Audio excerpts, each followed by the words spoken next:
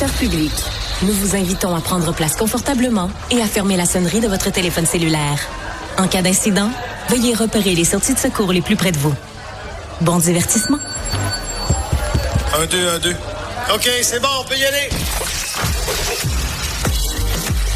Sophie Durocher. Elle met en scène les arts, la culture et la société. Une représentation pas comme les autres. Sophie Durocher.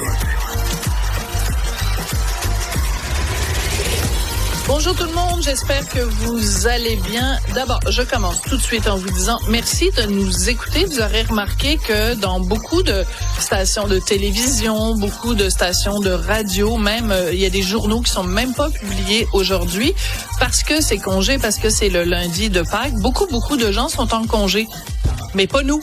À Cube, on est là. Bonjour, Cybèle Olivier. Fidèle au poste, bonjour. Fidèle au poste, exactement, mais surtout fidèle à vous, les auditeurs, les auditrices, parce qu'on s'est dit, ben là, franchement, c'est pas parce que c'est une journée de congé qu'on va être en congé. Qu'on va être en congé. On n'est jamais fatigué. Inarrêtable. On est inarrêtable. On est comme les petites batteries Duracell. Oh, tellement. Les petits lapins. Mais je m'ennuie de ces annonces-là. Moi aussi, j'aimais ça. Les petits lapins Duracell, puis ça a été utilisé de tellement de façons. Et donc, nous, on est comme les petits lapins de Pâques Duracell. Mais toute comparaison avec des petits lapins s'arrête ici.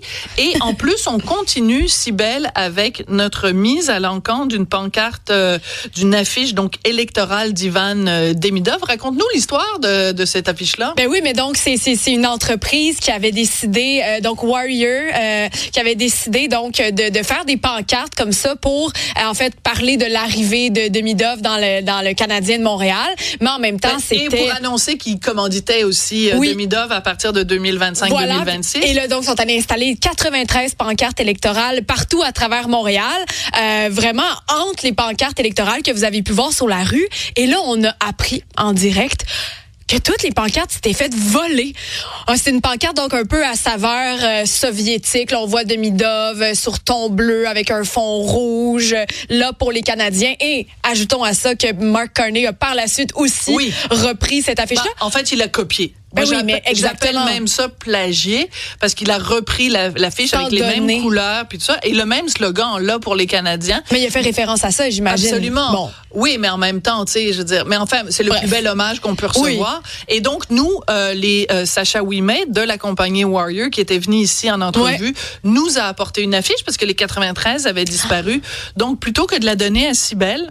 Ben oui, c'est ça. J'ai essayé, j'ai donné tous mes arguments. Puis là, finalement, Sophie est arrivée avec l'argument ultime, la charité et la bienveillance. Voilà. Comment contredire ça? Alors, Cybèle voulait la garder pour elle, toute seule, la mettre sur son mur, que personne n'aurait pu en voir, profiter. Sauf 3-4 amis. Moi, j'ai dit, il y a l'organisme Procure qui fait un énorme travail pour tous les hommes qui ont ou ont eu le cancer de la prostate. Donc, on la met aux enchères. Donc, depuis vendredi, vous pouvez nous écrire et nous téléphoner. Juste vous dire, on est rendu déjà à $800. Donc, si vous voulez monter les enchères pour vous procurer l'affiche de Monsieur Demidov, il faut que vous vous engagiez à donner plus que $800.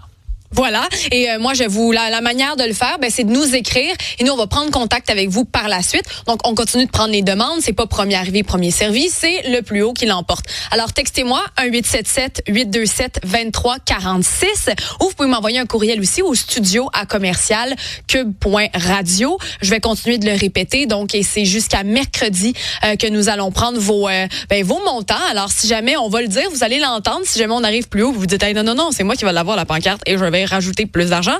Vous allez le savoir, vous allez pouvoir le faire avec nous. Absolument. Puis mercredi, je vais recevoir Laurent Proulx qui est à la tête de Procure et on va pouvoir révéler le montant qu'on aura donc rassemblé pour cette bonne cause.